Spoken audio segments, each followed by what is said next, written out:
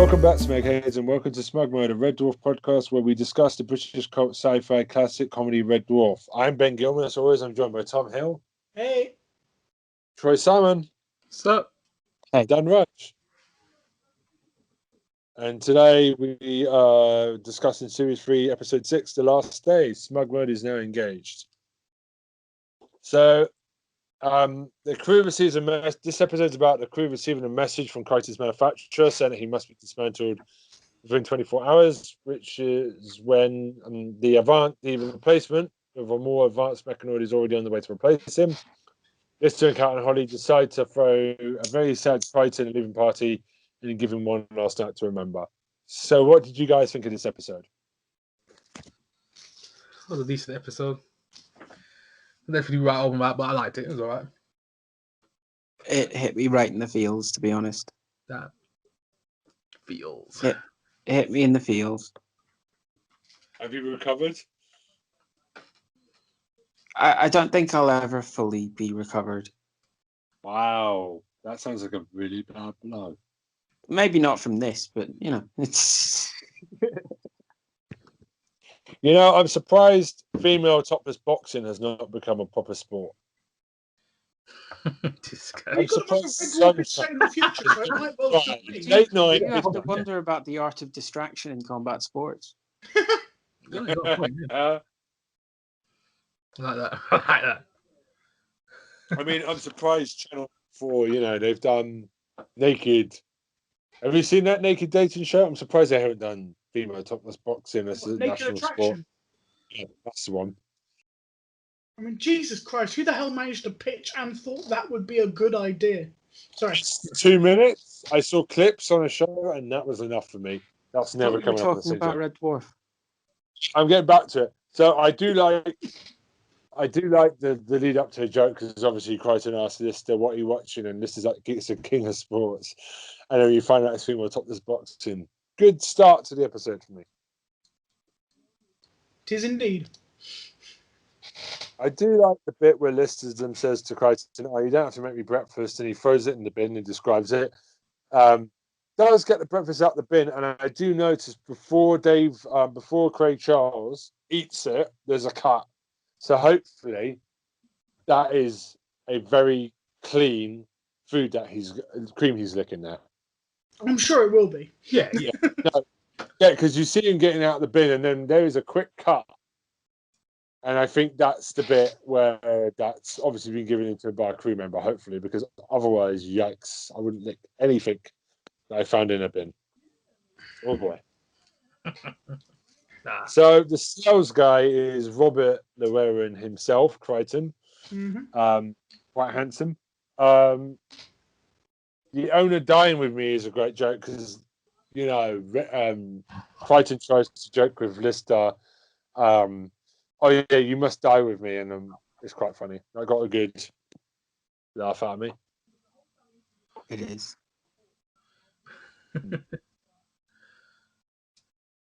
Anyone else? Go on. Like this at this point in the episode, I'm like, no. The first time I'm watching it is all I'm saying at that point is, no. They can't write Crichton off. They can't write Crichton off. Please no. That's what I thought. I was like, what the heck is going on here? It's going to get rid of him. It's got a new one on there. I was like, what? Yeah. Really? I want to know who created electronic Bible. Now, this is one of many discussions on this episode about religion. Well, the electronic Bible is actually covered in the Red Dwarf book, Better Than Life. It was created. Oh, okay. So basically, they do explain it. What it is sort of in the 21st century, AI was getting really, really impressive to the point where machines realized that they were better than humans, essentially. So why the hell should they be subservient? And it led to a whole load of wars. Okay. And the way that the manufacturers worked out to get it was to put a chip into the brain of every single electronic that as long as they served humans during their life, their afterlife would be amazing, which is why mechanicals then started serving humans constantly. So that's the version that the book gave. Okay. Okay. Good, Interesting. good catch. Good catch there.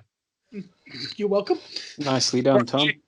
You know, when you have to miss an episode, we're fucked because you heard a non Literally, we These are recorded out of order, so I don't know syndrome where this was starting with. Just remind me to have a conversation with him beforehand, and then I'll just take notes. Yeah, one of us just needs to absorb his brain power for the episode and just be the stats man. Right. So, I did laugh at Rimmer being a bad Samaritan. He thinks someone Five people. he was the wrong number. Rang up for the cricket school. Sorry. No. That was a corker of a joke, right? What was it? They called it Lemming Sunday. Yeah.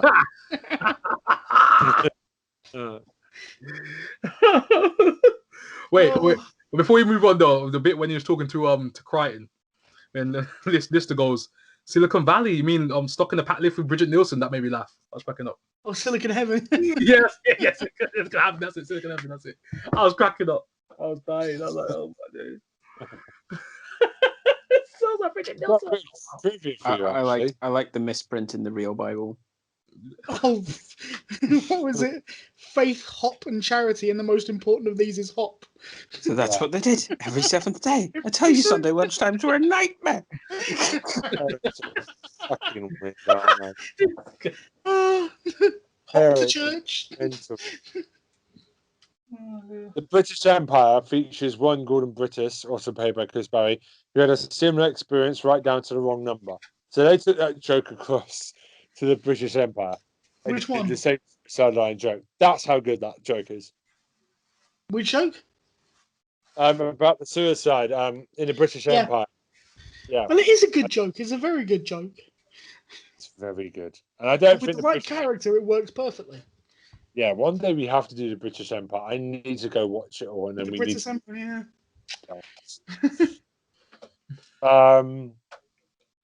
Once again, we say this a lot, but Chris Barry does a really good Crichton impression. Yep. It's uncanny. I've never seen someone so good at impressions. He's awesome. Well, the man was an impressionist before Red Dwarf. I mean, I know Red Dwarf's now what he's famous for, but he was one of the voices on Spitting Image. Which keeps coming up. Which is awesome. You cannot knock Spitting Image. It's fantastic. So, no, I can't. Scutters have been quiet this season because they've rarely been seen, because the first 2 seasons they were in every episode. It's nice to see the Scutter for once. It is, yeah. Bob. First time they named Bob it the Scutter, yeah. Yeah. That is a first, and that will stick about. Crichton's drink, when he sits down at his party, Crichton's drink looks like a science experiment. It's got like the whole test tube smoke coming out of it. It looks like a proper science experiment. I love that. Mm-hmm. That's how... But was it? It tastes like a cross between Vimto and nitrogen or something. Yeah. I can't remember if that's the exact quote, but it's something like that. Do we talk about the hats? I love the Napoleon hat on Rimmer. Obviously, he would wear the Napoleon party hat. Oh my god! I don't know what the other 2 hats are on Cat and List tonight. The bird type hats. I don't know where they're from. Mardi-Gras? You know what? I've never really paid attention to the hats they're wearing. I have too much time. Well, yes. I do love how there's so much booze on the table, and then when we come back, it's all been drunk. I'm sure the crew didn't drink it all. I'm sure they had a big old party. I imagine they were probably fake. Yeah.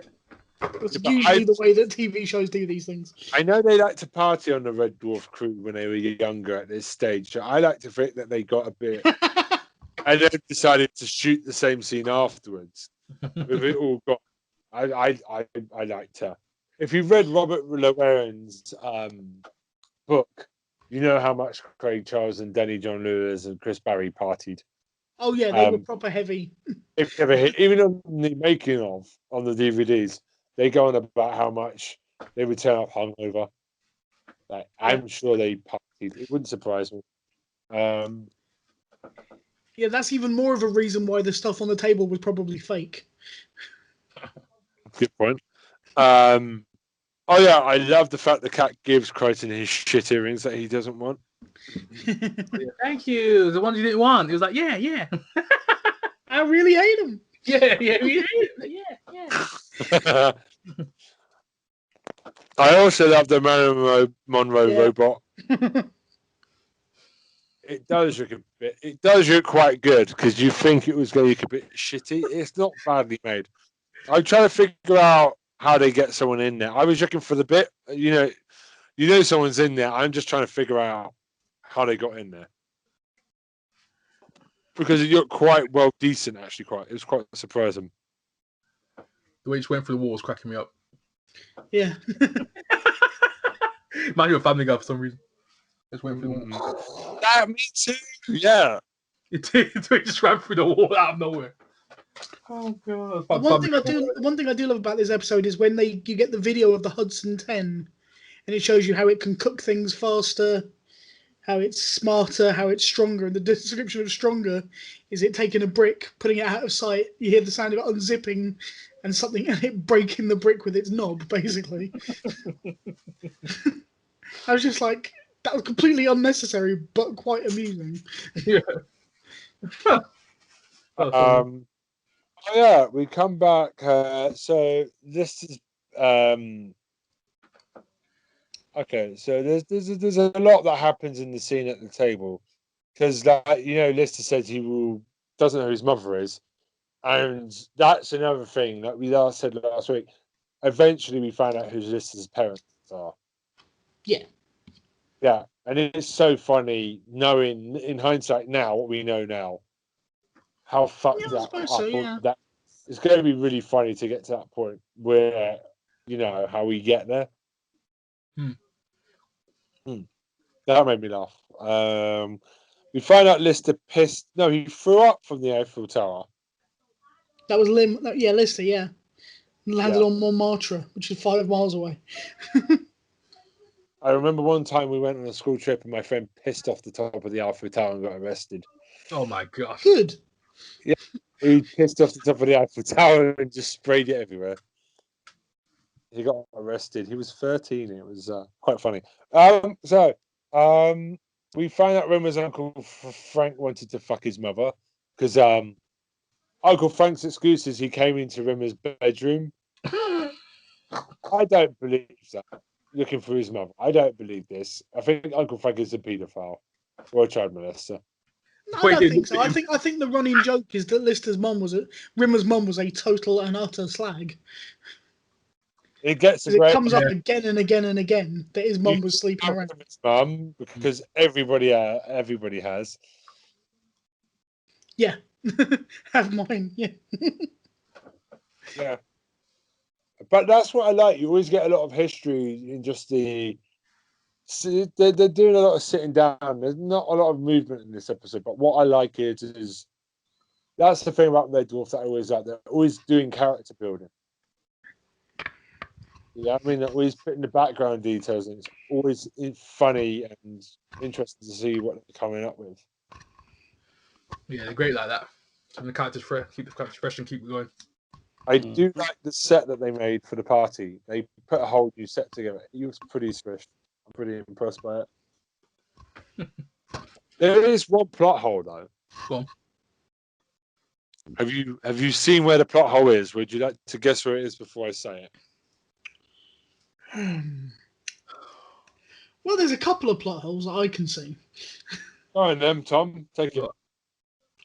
So, how the hell did the company know that Crichton has transferred from the Nova 5 to Red Dwarf? Bang. Okay. I've got an idea for it, though. They could have just had a tracking device on him. Good point. But number two, they're 3 million years in the future. That company would have been out of business before Crichton even arrived on Red Dwarf. So how the hell did they make that change at that point? I think that is kind of just a joke. What I really took that as being was basically like the bureaucracy was so set in stone that this thing had been programmed to happen, and therefore they'd set up for this thing to happen. So even though everything is dead and gone, this automatic process still sends out all this communication. Yeah, fair enough. I can see that. I do like, though, talking about how long it was that the android went crazy because he's been traveling for so long. That's a really good plot point. I applauded that, actually. Really clever writing there. Didn't have to put that in. Really well done. That would make sense. That's a great line.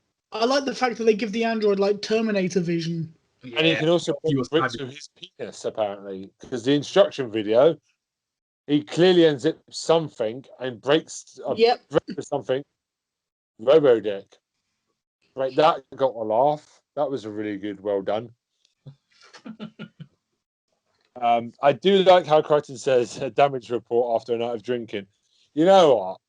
Who hasn't done a damage report when you've been out drinking and you've had too much? In the morning, you're figuring out how quick can you get up from bed? How much of a headache do you have? It's that sort of okay. I'm going to take a quick glance and see if there's anything on my pillows. I hope these are my pillows. And you get up slowly to see how far your head can go before you have to put it back down again.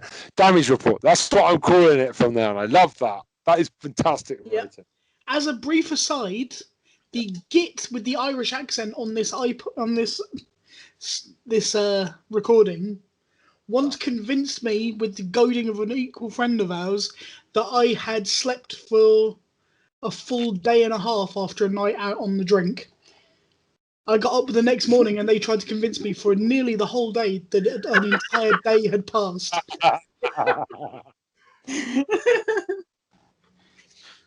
In my And it defense, worked. I was that hammered. in my defense, it was really funny. Shut up. I remember on my brother's one time we with my friend, sorry, my brother, we went on a late night out and we put all our phones a day back, so it was like 2 days earlier.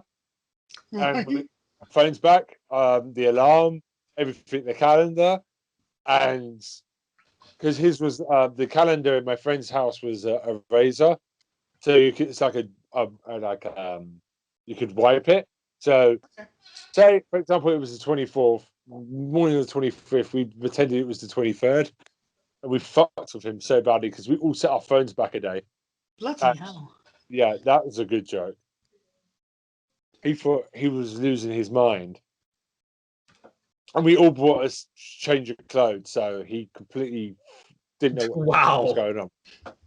That's the type of stuff. That's a severe amount of effort. That's next level right there. As far as I'm aware, Dan did it on a whim. We planned that shit. But no, I know what Dan wasn't means. actually my idea. I was quite good at handling my drink. He had no idea I was going to get that shit-faced. Yeah, but like that, there's always something funny about setting up a prank. Absolutely. It wasn't actually my idea. I was going along with it. But quite willingly, but I was going along with it. But you still had fun, right? Mm-hmm. Lovely. It was a lot of fun. I have a question. It's like at uni, like there was a lot of stuff that was a bit like that. You know what I mean? Yeah. It was great. Well, anyway, carry on. Well, much like when you go drinking in uni, I have a question. Where did they find a traffic cone, a policeman, and a policewoman's stuff on a ship? You know, I've had traffic cones in my bed before, but that's because I don't live in outer space. So, honestly, yeah, I want to know where the traffic cone came from. Well, obviously, I think it's a memory of better times for Lister. Yeah. Okay. I think Lister took it with him into space because it reminds him of a great night out that he doesn't actually remember. Well, I love... Entirely possible. Yeah, it's a good gag. It's one of the classic gags as well. Like, I always remember. Lister says, we're 3 million years of space. Can somebody tell me how to smeg in how I got a traffic cone in here? I don't know why I remember that one. Rimmer now has nice bookshelves in his bunk. They've done something with the bunk. I don't know if it's been there all season 3, but Rimmer, because the cut's on Rimmer's bunk, he has a very nice bookshelves cut into the set. I've not seen that before. That's new. Definitely wasn't there at the beginning of the series. Yeah. No, I think they've added it as it's gone on. It's really noticeably nice, though. I do love how Rimmer grows. Probably another consequence from whenever they were jumping into photographs. That's true. Yeah, that's possible. Yeah. Yeah, that's a good one. Yeah. Rimmer, when the robot arrives, I did find it funny when he said, "You can't hurt humans." Someone says, "You can't hurt humans," and Rimmer decides to grab a big set of man balls all of a sudden from hiding at the back. Right, Milado. Milado. I just found it funny. Well, it's been a while since that happened. Yeah, exactly. I don't think the slow-mo was good, though. Was that?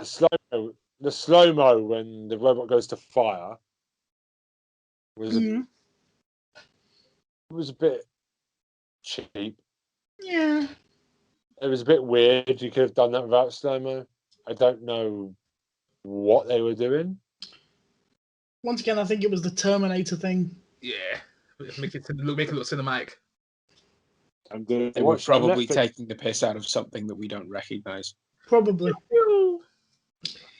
My only disappointment about this episode really is that Gordon Kennedy, who plays Hudson 10, is a fantastic comedian.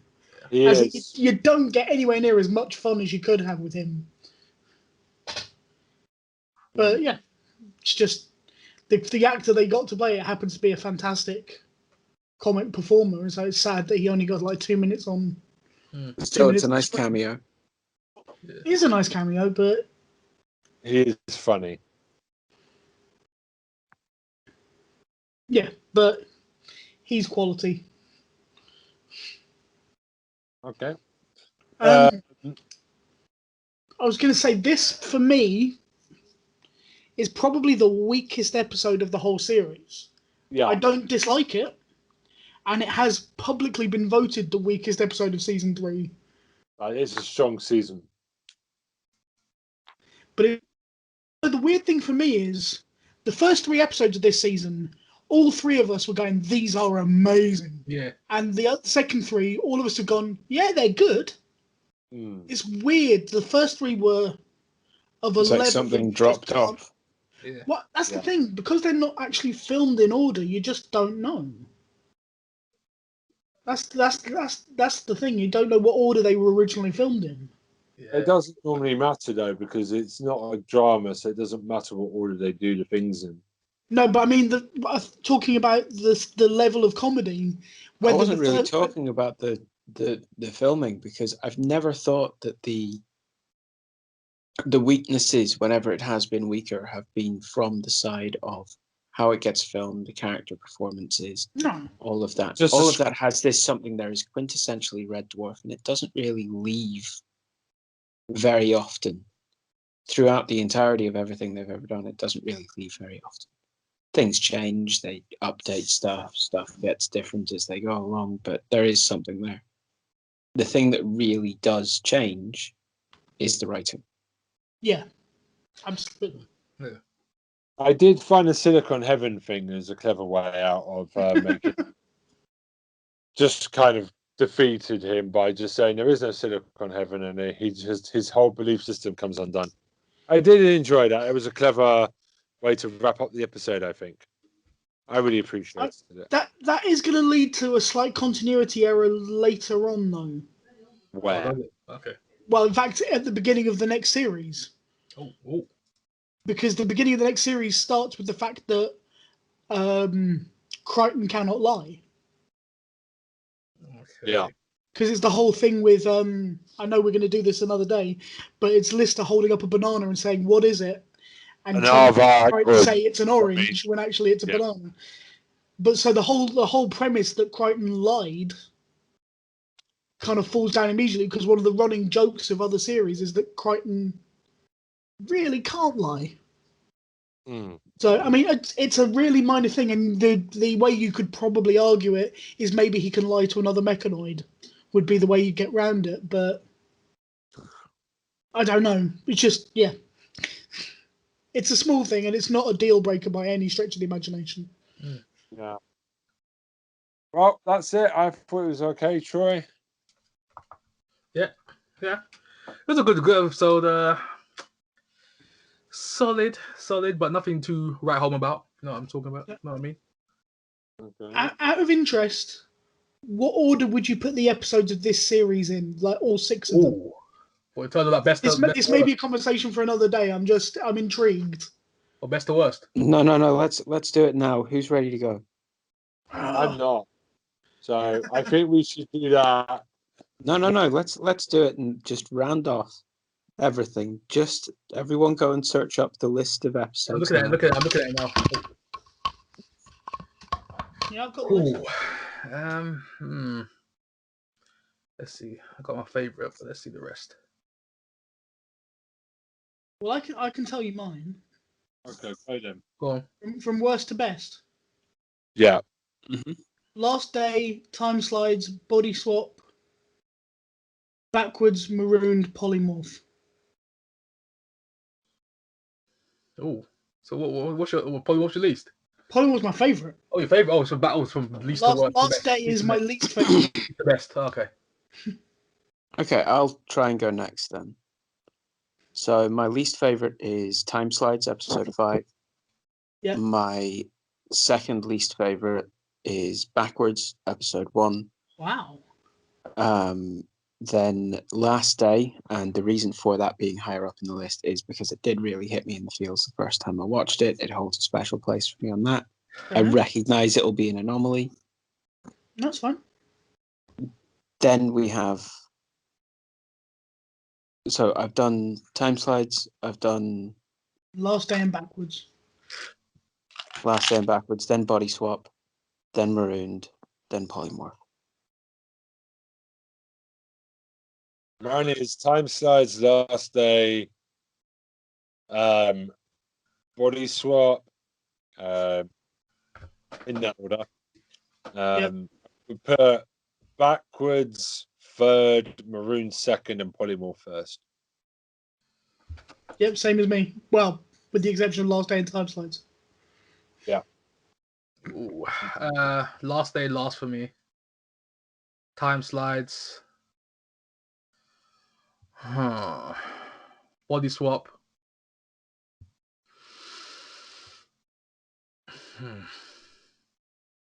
Marooned. Backwards and Polymorph. Wow. Yeah, that's my one. Okay, so there's mostly a consensus. Yeah. I think Where we we're have a disagreeing is consensus on what the generally best one the is. lowest. Right. Well, we're going to leave it there because we're running a bit long. Fair enough. But what we will do, maybe after season 4, is do a complete ranking of where Fair we enough, stand of all the episodes. No, yeah, I was just intrigued. There was nothing more than it hit me. I was just interested. Okay. Right. Well, that's goodbye from me. Bye from me. Bye for me. And goodbye from me. Smeg off, you smeg heads.